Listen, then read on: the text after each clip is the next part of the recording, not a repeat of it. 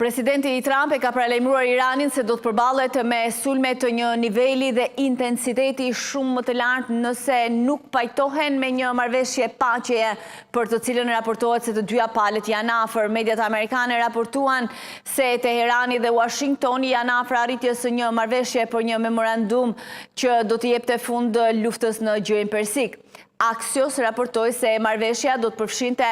zotimin e Iranit për moratorium për pasurimin e uraniumit, pajtimin e Shteteve të Bashkuara për heqjen e sanksioneve dhe lirimin e miliarda dollarëve fonde të ngrira iraniane, si dhe heqjen nga të dyja palët të kufizimeve për anije që lundrojnë në ngushticën e Hormuzit. Trump duket se konfirmoi se një marrëveshje është afër në një postim në rrjetet sociale, ndonse nuk dha hollësi.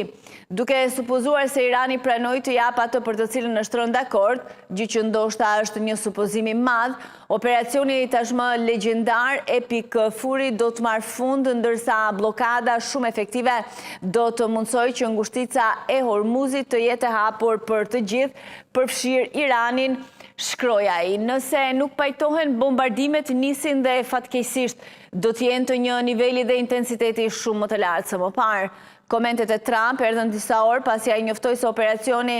i quajtur Liria për shoqërimin e anijeve përmes ngushticës së Hormuzit do të pezullohet për një periudhë të shkurtër kohore pas përparimit të madh drejt një marrëveshje të plotë dhe përfundimtare me përfaqësuesit e Iranit. Shtetet e Bashkuara e nisën këtë projekt për të rikthyer qarkullimin tregtar nëpër ngushticën e Hormuzit, të cilin Irani e kishte ndaluar duke lënë mijëra anije të bllokuara në të dy anët e ngushticës për javë të tëra dhe duke ndikuar në ekonominë globale.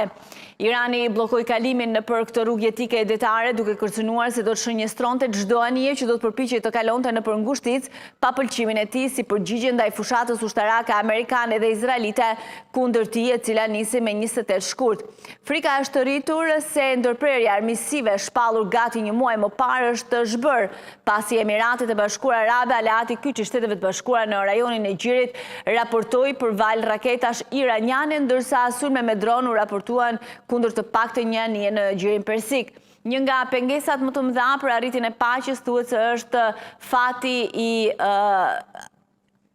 i përpunimit të uraniumit nga ana e Iranit. Washingtoni kërkon që Teherani të heqë dorë nga uraniumi i tij, përfshirë uraniumin e pasuruar që mund të përdoret për ndërtimin e armëve bërthamore.